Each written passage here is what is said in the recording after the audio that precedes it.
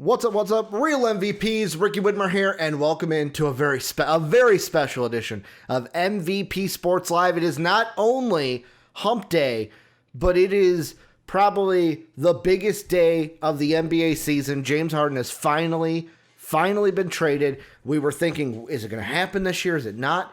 It finally did. I am joined, as I always am, with my beautiful co-host, Dave Oster. Hey, everybody. Dave, on a scale of 1 to 10, how big do you think today is in terms of the NBA? Does it exceed the 10 barometer?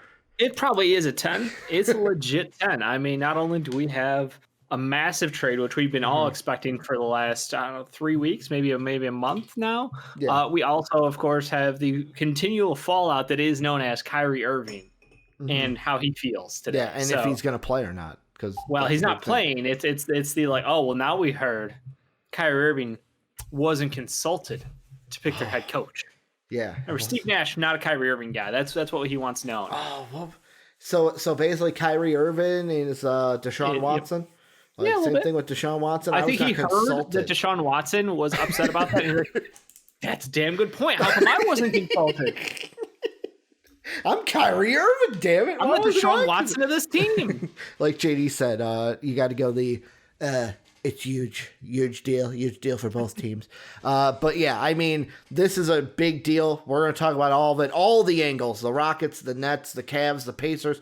We're involved with this. Before we do, we'll get through the housekeeping quick. If you're not in the Discord, join it. Great community. Link down below, !Discord into Twitch chat. If you want to support our asses, because apparently people think, Dave, when we say the Patreon, that we just expect people to give to us. If you want to support us, patreon.com/MVPvids is one way you can do it. Or if you want to sub to us on Twitch, you can do that as well and get rewarded just like bronze patron members do. Amazon gives you Prime Gaming each and every month. If you haven't thrown it at anyone, why not throw that free subscription at us? Yeah, why not us? Basically the Kurt Schilling. We're on Twitch every Monday through Friday, twitch.tv/MVPvids. We are also on YouTube at MVP Sports. Dave, housekeeping done. I think that's the quickest that I've run through the housekeeping. That's because we've got big news. We've got a lot to pack down. So the way we're going to do this is we're going to talk about the Nets, the Rockets, the Pacers, and then we'll get to the Cavs. Those are the 4 teams involved. The Woj tweet that he reported earlier, or he said reporting with Ramona Shelburne, Brooklyn's acquiring James Harden in at the time it was a 3-way deal with Cleveland. So Caris, LeVert, Dante Exum, Rodion Karuk, 4 first-round picks, including Cleveland's 2022 via the Bucks, were going to the Rockets, along with 4 net swap, Dave. So 4 picks that the Rockets and Nets could pick swap if the Rockets wanted to. Then on top of that, Dave, there was another trade that Victor Oladipo, the Rockets then sent him to the Rockets got Victor Oladipo, sending Caris LeVert to the Pacers. So there was a lot of moving parts in this, but basically the big ones are Harden is in Brooklyn, Oladipo is in Houston, Caris LeVert is now in Indianapolis, and then Jarrett Allen is now with the Cleveland Cavaliers. Let's start with the big one, the man himself, James Harden. He is the only thing coming into the Nets. The Nets got their guy. Dave, with what the Nets had to ultimately give up to get Harden, what are your immediate thoughts on James Harden joining the Nets? Good deal, bad deal? Like, what are your thoughts? At the end of the day, it's a good deal. Yeah. You're getting a top 5 player in the league, potentially. Someone who, when he wants to play, would be very, very, very big improvement for that offense. And defensively, he's not terrible. So, like, I like this move as far as, yes, you're sacrificing the future. Yes, it reeks of a Billy King-esque deal. You know, you might be going through some Nets PTSD on that end with, like, well, what happens if they all walk in 2 years? Like, oof, that could be bad. It could be very bad. Are the Rockets the new Celtics, Dave? Do they have the new war chest?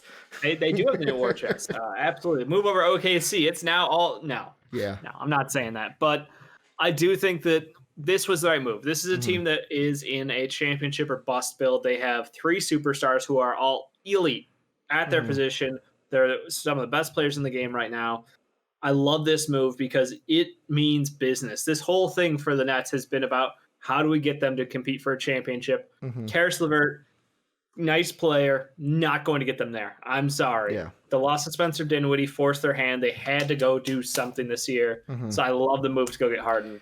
Yeah, and I mean, the thing for me is, in my mind, there was a lot going on from it. Started yesterday where we were in the watch-along, and I was kind of watching the NBA games going on. I can't remember which one I had on at the moment, but they went to Harden after the game against the Lakers.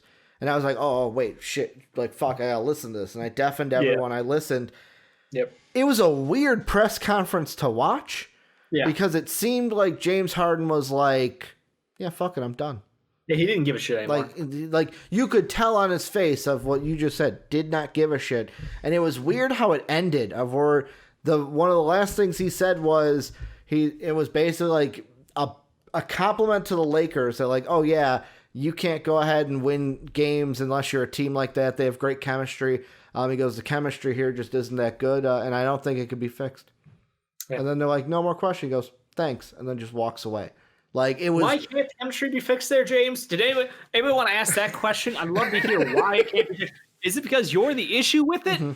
Is that something to do with things? Yeah, and then basically all day today it was like, oh, this deal's gonna get done. The Rockets separated James Harden. I also saw quotes from Boogie where DeMarcus Cousins was basically like, all I want to do is play with John Wall. It's no secret that James Harden didn't want to be here, and it basically was like a suck it. Fuck him. We don't care if he's here or not. We don't fucking need you kind of a thing. That's what I read into those. No, I don't think it was a we don't need you. I think it was like a... Well, I mean, if you're going to have that attitude, we don't need you. My best friend here in Houston, and anything else is bonus. I'd love to compete. I think we got a great team kind of a thing. And clearly he's putting the onus on James Harden for creating the bad culture. Well, so because he did, which lines up with everything we've heard. Everything we've heard since Russell Westbrook has left is like, wow, yeah, James Harden is a diva and a locker room cancer. Yeah, which I can't wait to see what happens. The cult of personality between he and Kyrie Irving clashing. What will happen there when these two guys have to live together, play together? All of that fun stuff's going to go down. Like that is going to be a dynamo of a team. Do you think at the end of this that the trio of Kyrie, Harden, and KD, do you think at the end of it, KD's looking and going, oh man, shit's harder than it seems. You can't just put 3 people together and win a title. And then like thinks back to Golden State and how easy that was because it didn't have to deal with are Harden and Kyrie going to be too much of a headache this season? Because like these are 2 guys like James Harden coming in, I feel like all the baggage is just going to stop at the door because he's playing with a superstar. They're going to win. He's not in Houston where he didn't want to be. Coach back.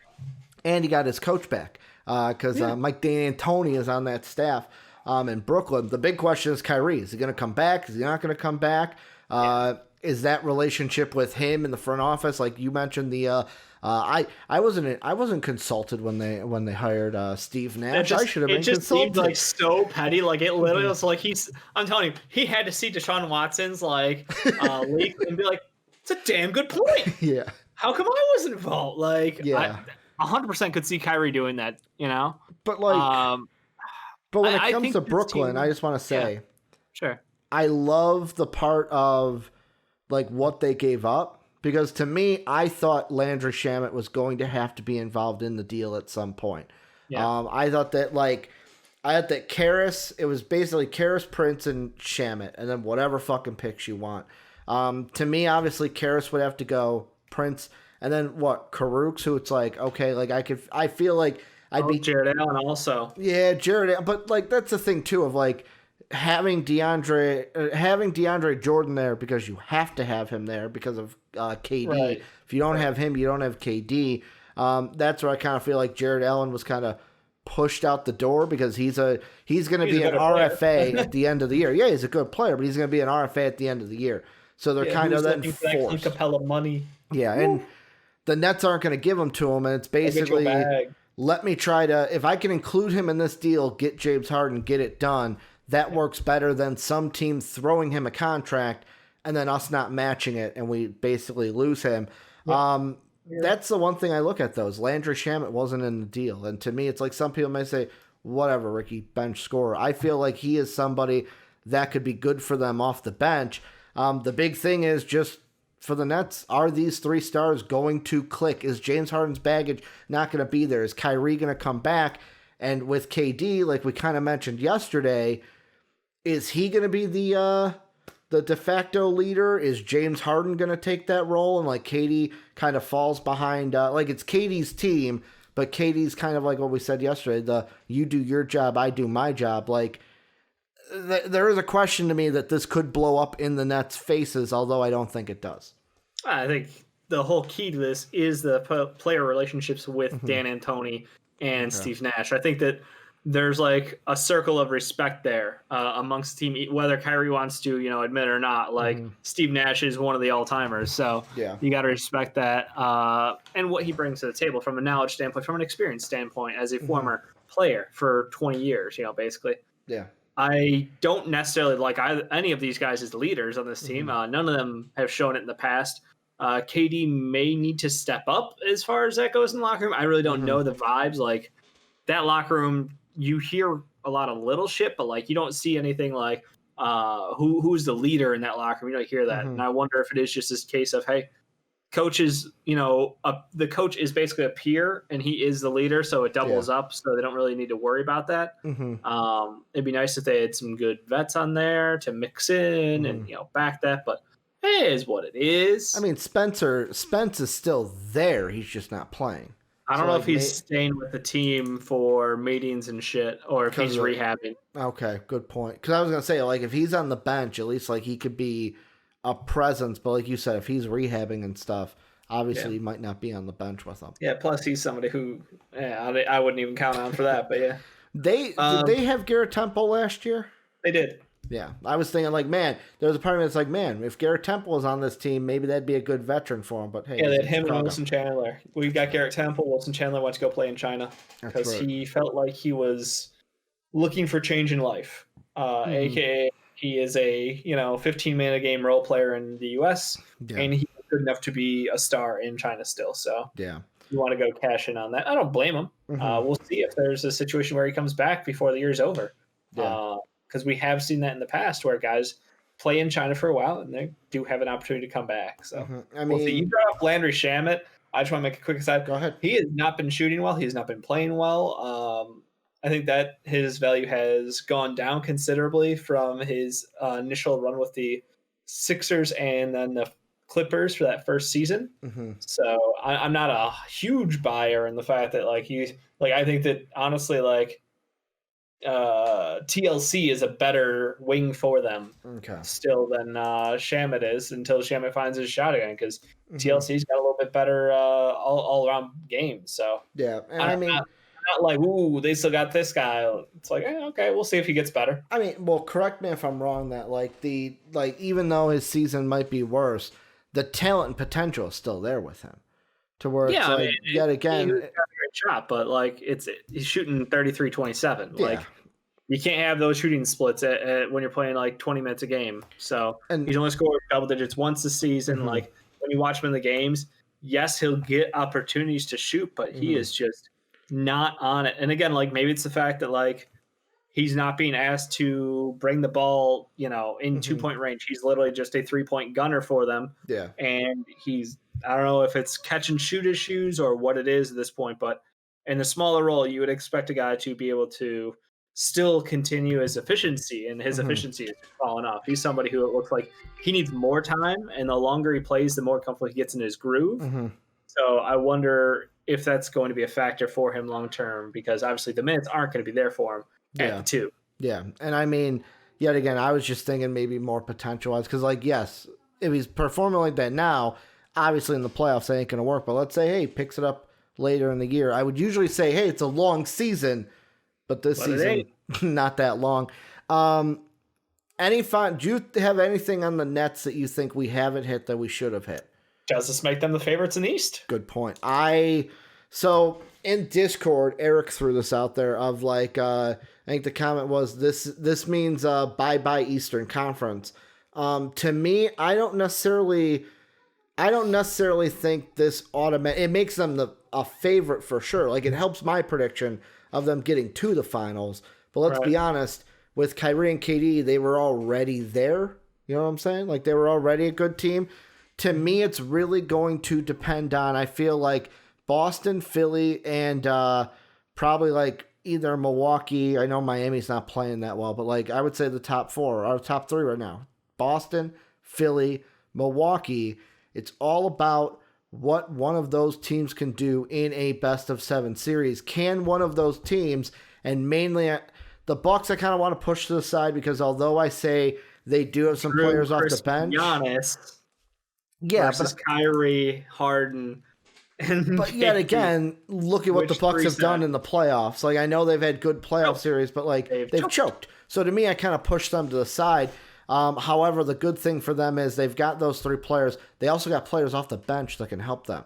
Bobby Portis. I mean, Bobby Portis could play good minutes for him in a playoff. Like you never know. It just needs that one guy to step up.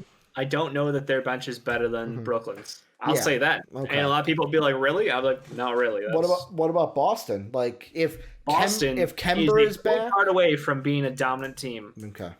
But Kemba Walker is a fucking scrub and a scumbag. So can't do it, won't do it. Yeah, I mean Dave's hatred for Walker, and then like Philadelphia. Like Philadelphia fans are probably like, fuck. Like the deal that was being thrown out today was what, Ben Thibault and Maxey plus picks for James Harden. Maxey plus picks. Yeah, that was what was discussed as far as what we had heard, leaked, I should say.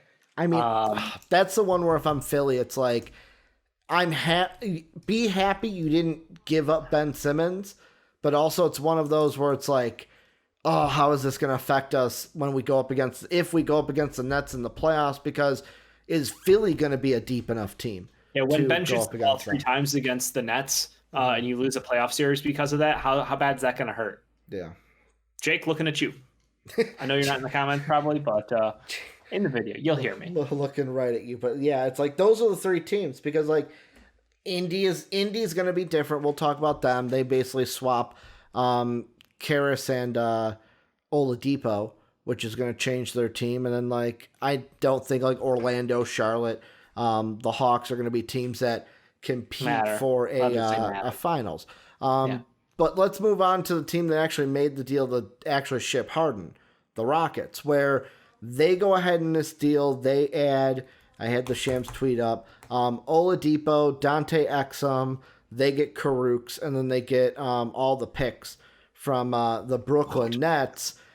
And the Cleveland pick via Milwaukee? Yes, the 2022 first rounder. Good point. The thing I will ask you is, if you were the GM, is this the move? Is this the best move? Or should they have entertained the 76er offer more because of Ben Simmons? Or do you think they made this move because of all the moving parts with the Pacers and the Cavs, and the Pacers and the Cavs wanted Jarrett Allen and Caris LeVert, and you only get those if you make a trade with the Nets? I don't think they're doing anybody a favor. I think they're always, you got to look out for number one. Mm-hmm. I would say that this deal got done with the Nets over the Sixers, probably over the line of one of those young players getting attached. Mm-hmm. In the deal, they probably wouldn't have been able to flip like a Maxey and for an Oladipo. Thibault for Oladipo. Oh, yeah. I think that would probably be the contest there. It's like they had a plan in their mind of how they wanted to run that lineup out there. Because on paper, Ben Simmons plus John Wall doesn't exactly seem like a great backcourt. You do need someone who can shoot the ball and is happy to shoot the ball. So I understand the concerns there. But I think overall they did land a good haul. They got a lot of picks. And again, between this and the Russell Westbrook trade, they've recouped a lot of draft capital that they lost from trading for Russell Westbrook. So yeah, I think all in all, like they have a good balance of like moving forward. This team can compete this year. If they choose to re-sign Victor Oladipo, they can continue to compete, and they will still have plenty of picks in the future. Yes, they're not early picks to start, but who knows? by 2024, 2025, you might be looking at some really good picks. You could be looking at some good shit over there. Like, and again, it's at the cost of giving up one of the best players in the league. But clearly, that was a situation that could not be salvaged. So the fact that you were able to recoup what you did is awesome in my mind. Yeah, and I mean, the picks to me are the one thing I wanted to focus, because, like, Oladipo, adding him instead of Ben Simmons. I think Caris would have worked, but, like, Oladipo is more proven than Caris. Like, I feel like that's what the Rockets wanted, somebody more proven. Plus, the Pacers, I feel like now that this trade was made, the rumors that we talked about before the season started were true. Oladipo didn't want to be there. Like, yeah, no, it's that did not. I think everybody understood that they were the comments made for the public, so they would get off my back while I do my job as a GM and make the moves happen behind the closed doors. Like, there's a part of me that feels like I don't necessarily know if it's this year, because, like, you got to think. So this year, if the Rockets have a top 4 pick, they keep their pick. Otherwise, they will not have a top 4 pick. I'm just saying, Dave. Otherwise, it goes to Miami and OKC, and 2 most favorable to OKC. They also, if Detroit is 17 through 30, they get Detroit's pick. That probably won't happen. It will not happen. But Portland, 15 through 30, they will most likely get Portland's pick this year. So because of that, in the future, you add these picks plus the Detroit pick, because next year it's a 17 through 30, if not settled, then a 19 through 30, then a 19 through 30, then 14 through 30, then 12 through 30, and then in 2027 it's a 10 through 30, if not already settled.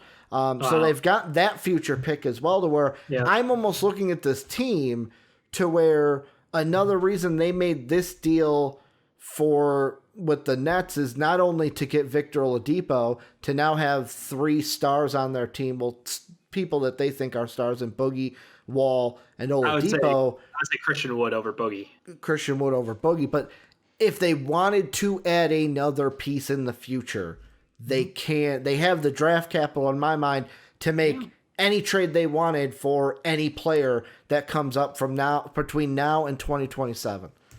100% agree. This is a team where their own pick is out of their hands most years, so it is just like, hey, we can compete, we can be competitive, and if someone wants to, and like things line up, we have that firepower to get ourselves involved in any kind of deal to help us go for a championship. This is very much like, I don't want to say like it's a weird, like, they're in the middle of the league as far as like talent, like or as far as record goes. I'll say they'll be in the middle, upper end, but still middle.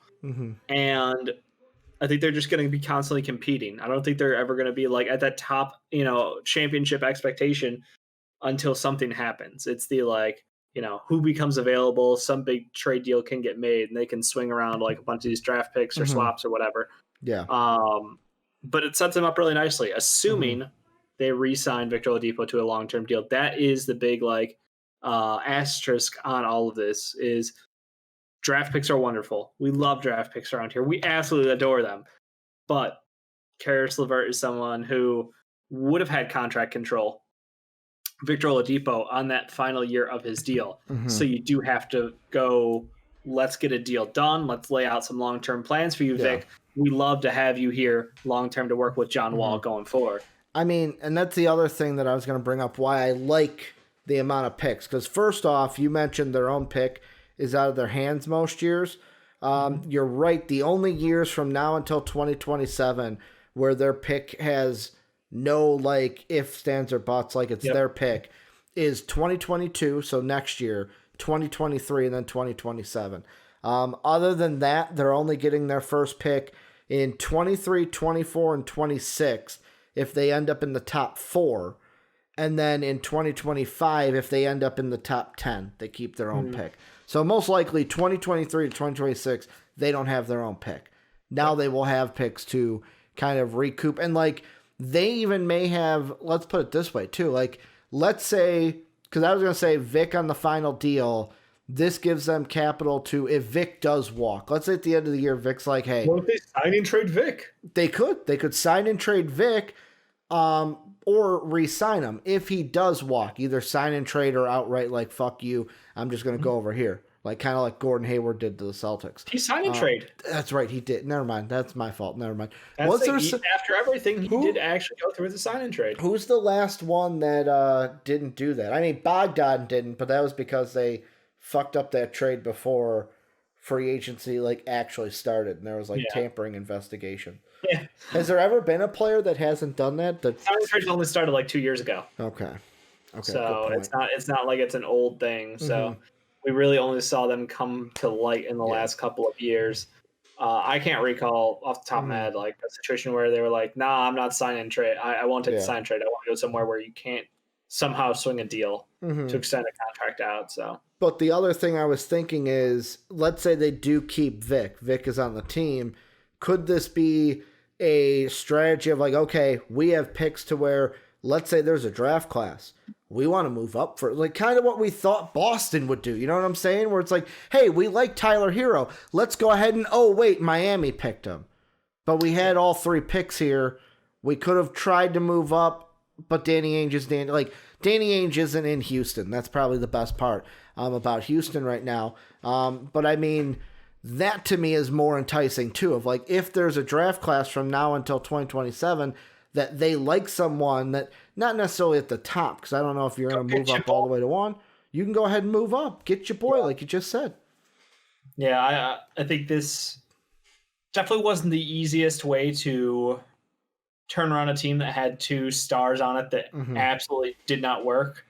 But at the end of the day, the results from all their dealings, I mean, I'd honestly be like, it's not the best team in the league, but I think that you've put together a competitive squad with upside, and the future's not terrible. Like, you aren't hopeless going forward. I think you guys have the possibility to reload. You have the possibility to compete at the same time. So I think all in all, it's a good job by the new regime for the Rockets. Yeah. Do I think that, had this all been avoided, they could have, still had Chris Paul on this team and maybe won something, but whatever. Not here nor there at this point. Yeah. The other part that I think about, and yet again, I don't think this is what happened, Dave. It's just funny to think about. Was there a part where it's like, no, we're not going to work with we're not going to make a trade with 76ers. We don't want to help Daryl Morey. I'm going to play just a little bit of a percent chance. I mean, I think it's more of the Caris over not having Caris because they might have wanted Vic. It was the Caris flip that probably did it. Yeah. Because that was probably like, in their head, they're going like, great. We'd love to have Ben Simmons. He's definitely more talented than Caris LeVert. Yeah. But at the same time, we can take Caris, flip Caris to get Vic, who we really like. And Ben Simmons, John Wall's not a great fit. So can we flip John Wall or Ben? Like, how would that work going forward? If you want to rebuild around Ben Simmons, which you absolutely could, how would you move John Wall's contract, which you just, had to take on? On the upside, you did show that he is still very good at basketball, which a lot of people did not believe. Well, that's the other thing, too, of like, if let's say they were like, okay, we really want Oladipo. Like, let's say they put both, like, hey, Caris could be if we do it with this, if this works. What about Ben Simmons? If I'm the Pacers, I'd be like, first off, what you made Ben Simmons play the 5 for you as the Rocket? Like, how cool would that be? That'd be awesome. Fucking just put him down. Like you said with the Sixers tonight, just fucking throw Ben out there at the 2. Because it was Jake was like, Curry at the 2, this at the 3. And you're like, no, fucking Embiid at the 2. Joe, as in Isaiah Joe. Okay. When I saw that in the Discord, I was like, shots left and right. Okay. I saw that and I was like, yeah, put Embiid at the 2. See what that's like. Different Joe. Joe with an E at the end. Joe with an E at the end. Yeah. The best sharpshooter in college basketball last year, Isaiah Joe. But like I was saying, like with Ben, if it was trying to get like, oh, we'll give you a Ben for an Oladipo thing, would the Pacers then have to give up more because you're getting Ben Simmons? And 2, then it's like, all right, now we got Brogdon and Ben. They have almost the same problem. Like, those 2. That's awesome for them. Is it? Because the whole thing I was hearing is that the thing that is great about Caris is that he might work better next to Brogdon, and they then Oladipo, and Oladipo didn't want to be there anyways and can work next to John Wall. See, I don't. And are we done with the Rockets? Because I will full transition over. Well, I mean, this is just the let's do this. Let's do Wet Boys, and then we'll go on to the Pacers because I feel like that's where we're going. Okay. So we'll do Wet Boys, dampest of dudes, soggiest of shooters, moistest of men, and sometimes the mistiest of misses. If you're new, these are our players of the previous day. Dave gets one. I get a Wet Boy. Patron silver and above at patreon.com/MVP-vids. They get to vote on a Wet Boy as well. Jake is finally here. He said, good, I'm finally home. Stabbed the Sixers there earlier. I'll have to let him know about that later. He'll watch it later. And he said he ranted to all his coworkers. But Dave, we got 3 Wet Boys on the table today. Let's start off with you. Give us who you got, Wet Boy, January 13th. In this crazy year where the league hates teams who have, unhealthy rosters, they just can't put together full 9 guys. Can't increase that roster size to 20, Dave. That'd be catastrophic. Well, I'm sure the teams with healthy rosters, like, why do we need more guys on our roster? We don't need more guys. Yeah. And teams who have like 6 healthy guys, like, please, sir, have some more. Like, that's where we're at. But I did want to give my credit today, my Wet Boy today, to Precious Achiuwa, a guy who is getting a lot of minutes because the Heat are incredibly shorthanded. He had a fantastic game, popped off just offensively, aggressive, attack the rim. Mm-hmm. Some hilarious moments in that game, though, where you just saw Joel Embiid swallow him up whole and spit him back out. But I want to give him credit because he did not back down. Mm-hmm. He was someone who, coming out of college, we applauded his athleticism. We're like, this is a raw kid who is just a beast physically. Mm-hmm. If he can grow his game, refine those tools, he will be excellent at the NBA level. It's just a matter of time. And I think this was one of those games where it's like, you got a bunch of minutes. You got to play against potentially the MVP of the league this year in Joel Embiid, and you went hard. The effort was awesome, and the ability to take on the assignment and just not even blink about it. Mm-hmm. I just want to applaud Precious Achiuwa with that effort. Yeah, and the one thing that I'm looking at is I'm sure I still have them here. I was going to look at my notes to see what they are, but fuck it, does not matter. He had a good game. Mine, Dave, I had a little trouble picking mine.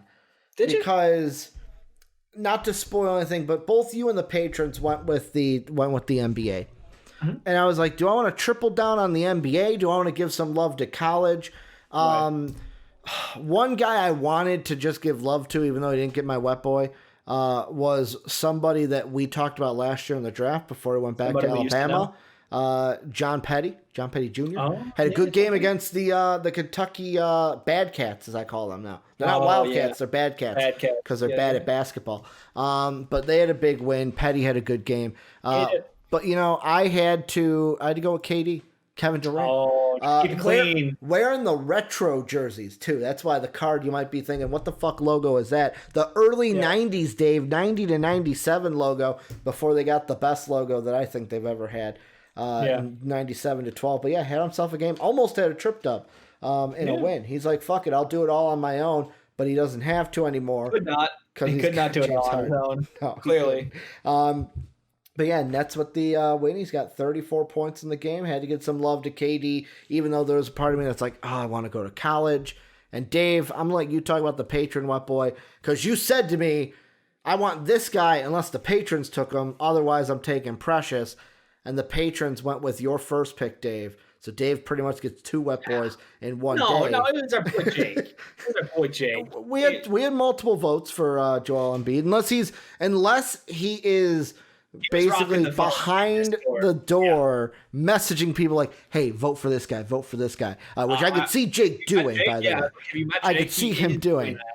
It's Joel Embiid. 45 points, 16 boards, had a trip double, 14 assists. Fucking performance. Yeah. And not only just dominant from start to finish, the fact that he finished out the game carrying that Sixers team in OT.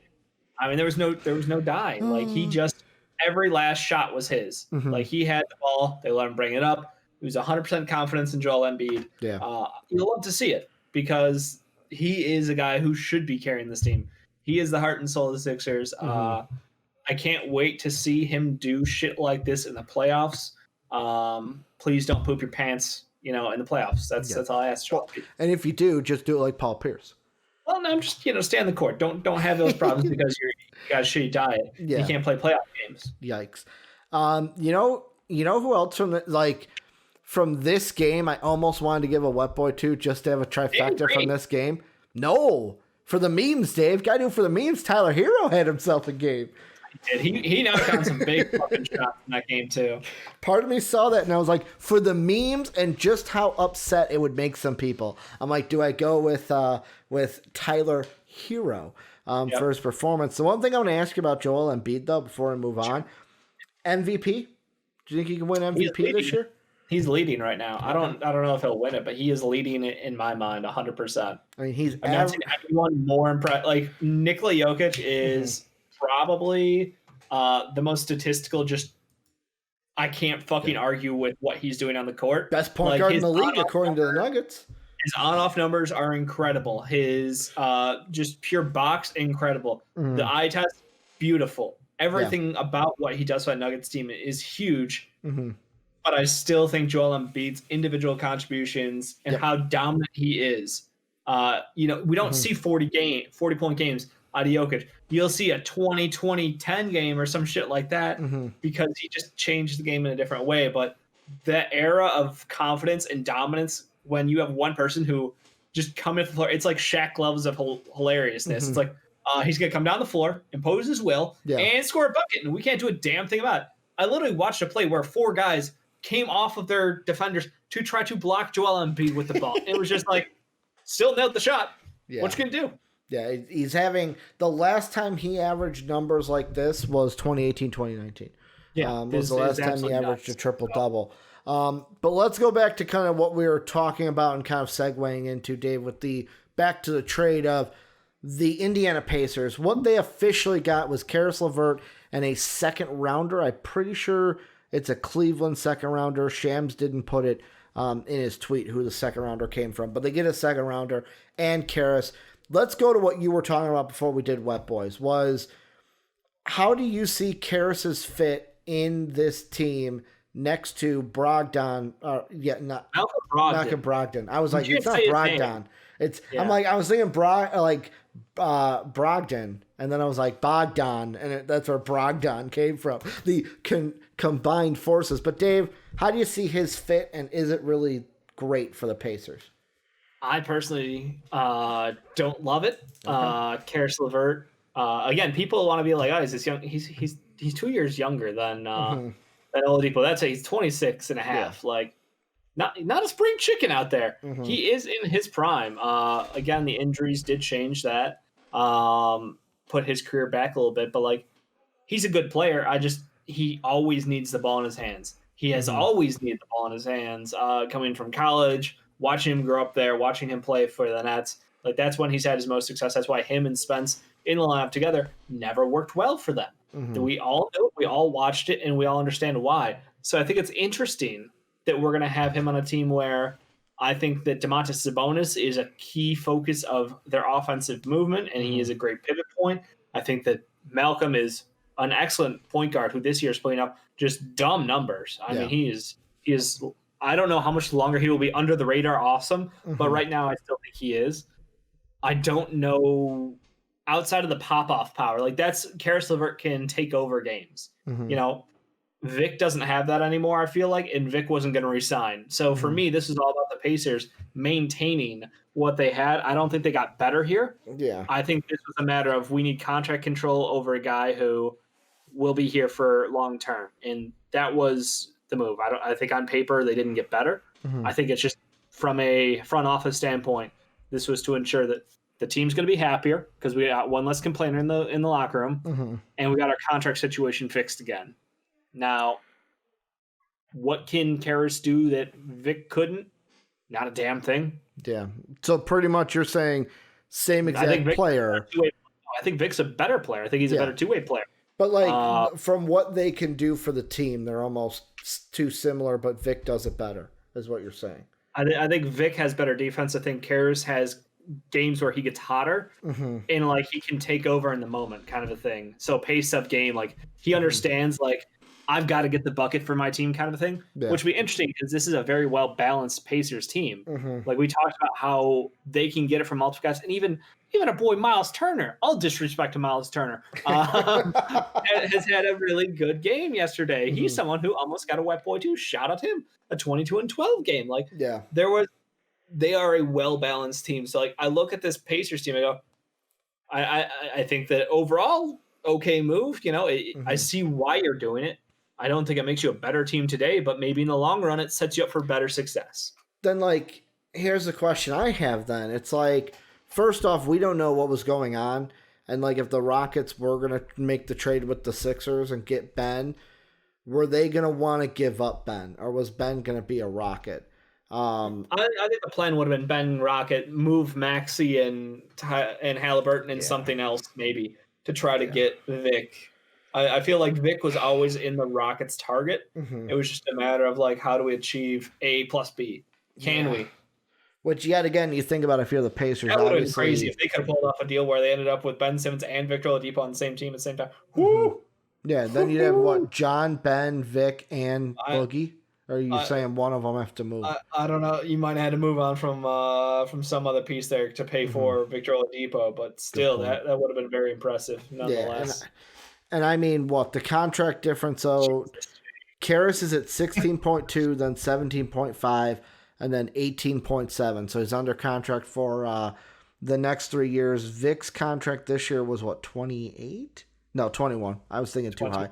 Yeah. 21 on the dot. So what? You're only saving $5 million, which I guess $5 million is $5 million. That's a fucking, like, if you want to throw that in free agency at like a I don't even want to say like Garrett Temple free agent like the Bulls got this year, but like a free agent that's not going to be like super expensive. You now have that leeway to do that. And like this Pacer team, like I kind of agree with you to where everything I've read from Pacer fans on Twitter is that they're happy. They're like, oh man, Caris is going to work so well next to Brogdon. But now I'm starting to think it's like, are you happy in telling yourself that because you're just happy Victor Oladipo is gone because he doesn't want to be there or didn't want to be there? There's also the thing of like, I looked at this and I went, yeah, I like Caris LeVert. I like what he can do. I really don't like, I don't look at the Pacers as like, man, look at them in the playoffs now with Caris. It's just like all right, like they can make some noise in the playoffs in the first round, but I really don't see them as like I think they're a team they are deep enough to go after an Eastern Conference Finals. I think they could upset teams because they can get it. Okay. You got two bigs. Name another team in the East outside of the Cavs with two bigs. Yeah.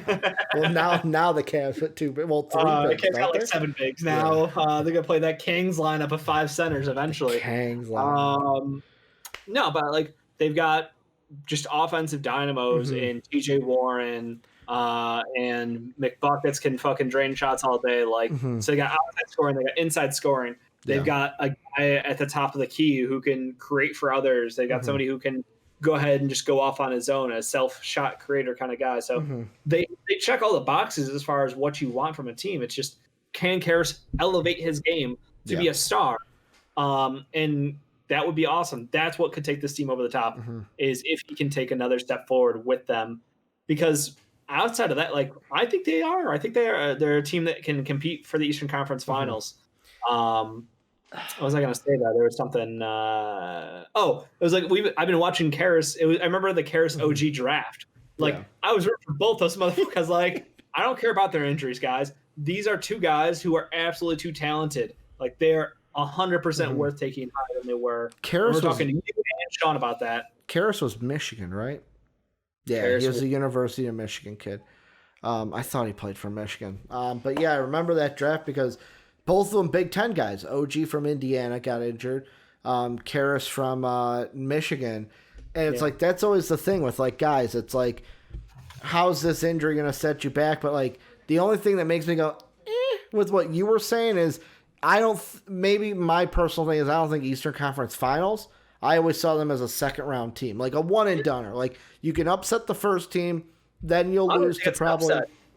Well, the way they're playing right now, there could be a top 4 team in the East, Ricky. Depends on who they play. You know what I'm saying? Like, they could end up at, depending on right now, the fucking records are like this with how close they are. It's like tangled and finish close. That way too. Yeah, and that's what I'm saying. Like, one game could separate 6 from 1, and that's a little bit of an exaggeration, but it's not.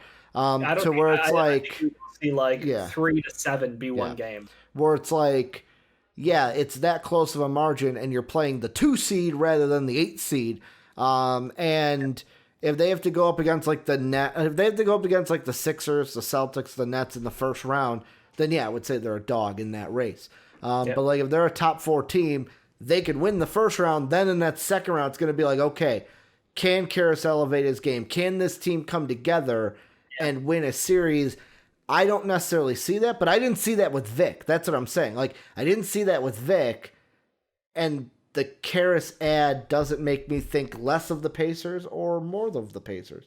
Yeah. They're kind of just static to where it's like you said, it's just contract control to where it's like, hey, we don't have that headache in the locker room that wants to be out of here, and we get a guy that could do the same things Vic could do, and we got him for 2 more years after this one, so they can kind of keep going. What'd you say?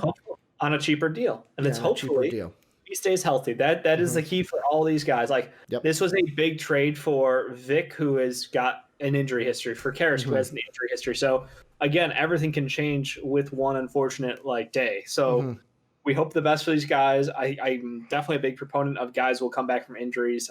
Caris is someone who's busted his ass to do so. Yeah. Vic, very much the same, and I'm glad to see Vic return to form. Like, Vic was a shell of himself last year. It's not a shame to say it. That's what it was. Like, he clearly wasn't all the way back, but he wanted to be there. He wanted to play. So this year we're seeing closer to what we expected out of him, and I'm really happy for the Rockets, and I think the Pacers got what they wanted. Dave, let's look at the last team, and that is the Cleveland Cavaliers. They get Jarrett Allen in the deal. Jarrett Allen and Prince, I believe, are the 2 pieces going to Cleveland in this deal. As you mentioned, Dave, they have 4 centers on the roster. Andre Drummond with a max deal. JaVale McGee, who's played well for them. I actually had him on my fantasy team for a short while. Now Jarrett Allen and Thon Maker. He might not be a shot taker like Ron Baker, but he's still a shot taker. And Larry Nance. I know he's listed as power forward, but he plays small ball 5 for him. They also have listed as a 5 Marquise Bolden, who is also on the team. I don't know if he's up or if he's up to play because of COVID stuff. Here's the thing that I was going to mention. All of those guys, except for Nance, all of them are up at the end of the year. The only difference is now you have, Drummond unrestricted, JaVale unrestricted, Thon unrestricted.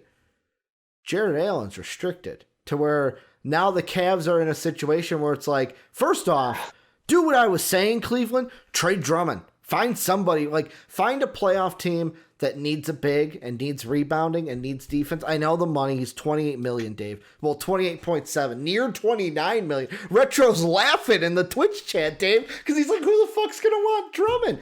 You try to find a deal any way you can. Charlotte Hornets. Yeah, true. Bismack Biyombo is your starting center.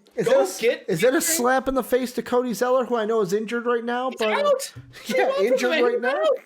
Calling out Bismack Biyombo's bitch ass. I like how Jake's like, the Celtics, they have a trade exception. No, the Celtics are going to give us a first-round pick for Otto Porter, Jake. That's how that's going to go. Go away. It could happen. No, you're right. It could happen. They absolutely could give up a pick plus that cash exception to get Drummond. 100% could do it if they wanted to. It's up to Danny Ainge. Then they would have 2 centers that were once on the Cavs because they have TT. That's true. And he's doing well, actually, in his limited minutes. I think the Celtics, the center's not their problem anymore. Yeah. It could be improved, but it's not a problem. But I do like the addition by the Cavs to go get, Jarrett Allen in this case. I mean, the dude's worth money, and I think they feel much better paying Jarrett Allen than they do Andre Drummond moving forward. So I think this was our negotiations didn't go anywhere with you this summer. Yeah. We love to have you long term, love to pay you, but clearly you're not a fan of that. So let's go ahead and go get Jarrett Allen, who, correct him, he popped off at the right time, man. That guy improved his status. And the 12 games that we've played this year. Mm-hmm. I think 12 games. 11 for some, 12 for others. Okay. We're right around there. He's done a fantastic job showcasing why he deserves to get his bag. So I think the Cavs are a team who has money to give. Obviously, that Drummond deal off the books, they got to give money to somebody. Yeah. Kevin Love's still on the books for a little bit longer, but you know what? He is 31.2 for the next 2 years, and then 28.9 and 22-23. Fucking yikes. Yeah. By the way, before I say what I was going to say and go on, we got breaking news from Shams Dave. Oh, 2 more games canceled on Friday. Wizards, Pistons, and Warriors, Suns. So 2 more games on Friday canceled. Breaking news from the NBA. And on hold. You dumb motherfuckers. Mm-hmm. Yeah. You're going to have... I mean, is the plan just to hit that point where everybody in the league has had COVID in the last 6 months so we can't get sick again so we can just play out? By the way, Dave, I brought this up in the watch-along. There are 2 guys in the league that ESPN was reporting, 2 guys that had COVID have got it again. They got it again. So it's like... They had it last year. New hotness. Mm-hmm. New COVID. It's just like... Is it herd immunity within the NBA? Is that by Adam Silver? We'll just let COVID wash over every team. And then by the end of the year, we'll be all good to go. We won't have to pause again. Mm-hmm. Fucking dumb. Yeah. This is so preventable. Yeah, I mean... But the one thing I was going to say about Jarrett Allen is what the thing I like about it is they don't even need to kind of work on a contract now. Like, they can wait till the offseason, and even if Jarrett Allen doesn't work with a contract with them, Cleveland could just go, well, Drummond's off the books. Whatever team offers you a contract, we match. Yeah, and I think he's a great add to the young core because he's still so young. Like, he is 22. He was drafted in 18, so huge deal for them. I love Jarrett Allen remaining on the team, and he's a great defensive anchor. Think about their shitty guards who can't defend a fucking chair out there. You pivot people into the brick fucking shit house that is Jarrett Allen, swatting everything that comes near the rim. It's smart. This is I don't want to give Cleveland credit, but like Bert, it was big of a perks, right? And they gave up the 2022 first round pick. Yep. Dante Exum went to the Rockets. Yeah, Exum, yeah. So what, Exum and a first for basically Allen and Prince? Yeah, great deal for them. Yeah. And it addresses wing help. It gives them a center who is a legit 2-way ball stopper on the defensive side. I love this deal. Outside of drafting Okoro, they've had a really great year. And the thing I want to find out, and I'm looking to see if Shams. I'm not going there yet, but yeah. The thing that, yet again, Shams hasn't tweeted it. Woj hasn't tweeted it. Uh-oh. I wonder if this fucking second round pick I'm seeing, because in Shams' tweet it says second rounder for Pacers. Mm-hmm. I think that may be from the Cavs, but I'm not sure. Oh, okay. So that second rounder, it might have been a first, a second, and then Exum. Still. For those guys. For someone like Jarrett Allen at that age, 100% worth it. This is very good. Sammy Adams would say. They surprised when they say 22 on my ID, Dave. And that's how old Jarrett Allen is. He's 22. I just thought about that. I'm like, oh, it's a funny reference that I like. Sammy Adams, wow, yeah. But the one thing I like, last thing, Cavs. I know we kind of hit this before, but you think it's a good move, right? I do. I love it because they keep the center. They can max out Jarrett Allen, and I'm not mad at that. And the way I say max him out is because if he hits free agency, somebody will Kings him. Like Kings did to Zach LaVine, where it's like, hey, we're just going to throw this money at him. And if I'm the Cavs, I fucking match it. At least. That is the thing. Jarrett Allen's getting at least $20 million a year. Yeah. To me, the only question is, does Drummond get traded into who? I know we threw out the Celtics, but it's like... I'm telling you, I like the Hornets. Okay. The Hornets deal. How much? What would you be if you're the Cavs? What's the minimum you're looking for? What, a first round pick? I'll give you a Malik Monk. The contracts aren't even fucking close. Let's. That's what we'll do to end this. We'll work out a deal with the Hornets for Andre Drummond. I almost forgot his name because I wanted to say Bismack Biyombo. Extension. So you don't think so? No. Fuck no. So let's see. Drummond on there, the Hornets would have to give up. Oh, it doesn't say it. They have a trade exception too, I think. Everybody's got trade exceptions. Everybody. Hey!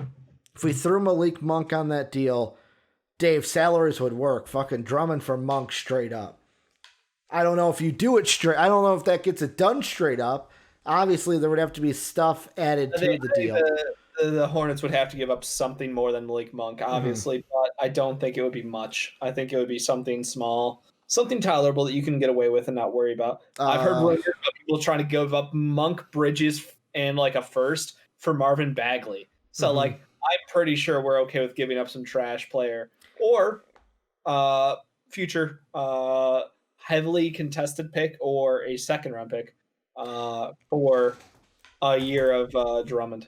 I'll say this. This might be controversial, but what about Monk and Jalen McDaniels for Drummond? Do you do that if you're... I know you're high on McDaniels, Dave, but is that why you're like, no, don't do it, Hornets, because I like McDaniels? No, it's entirely because I'm irrationally high on him. Yeah. That would be fine. That would probably be fine. Because for Cleveland, I'd love it. You add McDaniels, who you have 3 years of, and he looks like he's going to be good in the future. Yeah, the moist one... I don't know what you're going to get. Maybe change the scenery helps? Give him minutes. That's all it takes. Yeah. The motherfucker doesn't get to play minutes. He's an idiot. Don't get me wrong. He clearly has done enough wrong where over the course of your career, you have rode the pine pony as much as he has. Yeah. I remember him hitting game-winning shots and celebrating with Jordan. He literally went up to celebrate with Jordan. The original wet boy. That guy is on the bench. Yeah. He's done something that not public that has got him in deep shit with his team. So, like, I love the kid coming out of college. I wish the best for him. I think he needs new scenery. And I think on a team like the Cavs, who already have their own idiot in Kevin Porter Jr., they're well-equipped. Yeah. Yeah. And, like, I was thinking to myself, he's the originator of the wet boy. He is. The moistest of men. Yeah, the moist one. The moist one. But, yeah, Drummond's the big thing. I think you have to move him. If you let him, like, it doesn't hurt if you don't, but I feel like Drummond now is... Anyway, it's a shrug moment, you know? Yeah, it's the same like the Bulls without a Porter, where I'm like, I don't think we're going to re-sign him, so for me it's like a try to get something for him, because teams may want to wing, but, you know, if he's got fucking lower back issues like he's out right now, no team's going to want him because he's injured. He's got to stay healthy for more than a week at a time. That's all it is with him. Yeah. He's a good player. He is. Very good. And a team that needs a wing, like if the Mavericks had a first, Dave, if they had one first, I would do a Tim Hardaway Jr. and a first for Otto and a heartbeat. Tim Hardaway Jr. is a better player than Otto. Well, no, I'm saying that because like he's done at the end of the year. He's up. Yeah. So it's basically like you're swapping expirings and we get a first. Yeah, they would not pay us that much. Yeah. I mean, yet again, do you think we can get a first for Otto? Is he even worth that much? If he's healthy, we can get a first from a bad team because they'll be like 20-ish, you know, in the mid-20s.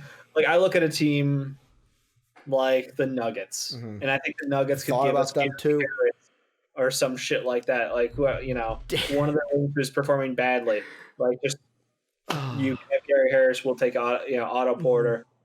They're both not great right now, but like Otto Porter is better than he is. You know, at least he can knock down shots and contribute a little bit better. With contracts, Dave, because you're reading my mind. These are all trades I have worked out.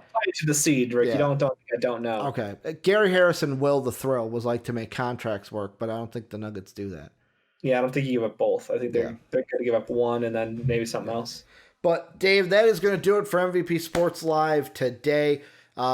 Basically the entire trade. It took us just under an hour, Dave, to break down a single trade. There was that many moving pieces in it. 14. Did I say 3? I meant 4. Four moving pieces in this trade. 4 teams. Let us know, obviously, what you guys think down below. Hit us up on Twitter. We'll probably talk about how the Sixers shit the bed by not getting involved in the deal and how they need to get Bradley Beal. Otherwise, they will be a failure as an organization. Do the Sixers need to trade for Bradley for tomorrow? Because Jake's here, and I know he wants to know why we didn't talk Sixers today. I mean, yeah, they're the team. They're the team that we did leave out. But yeah, remember, if you want to continue these great conversations with us, Discord, links down below in the description. It's the greatest community of people that I feel like it's Dave's greatest idea, and I will let him die with that. It's his baby, it's his man-child, it's everything under the sun to Dave. He was the originator of the Discord, and it's the best thing that we've ever done at MVP. So join it down below, or !Discord in your Twitch chat if you want to support us. Big IF, because apparently people don't understand. You don't have to give to a Patreon page. I got to close out of Twitch. This is just getting, they're just going, Dave. They're going. Dave's gonna just fucking start reading stuff out loud. I left it because I can't read it. Patreon.com/MVP is one way you can support us if you want to. Otherwise, you can throw us a sub on Twitch. Prime Gaming, throw it at us. No cost to you. Amazon gives it to you for free. You can be a bronze patron by doing that. So go ahead and do that if you would like. We're on Twitch every Monday through Friday. Twitch.tv/MVP vids. We're also on YouTube at MVP Sports. So go ahead, find us at both places so you never miss anything from MVP. Dave and I will be back tomorrow talking more sports. And as always, have a good day, everybody. Bye, Twitch chat.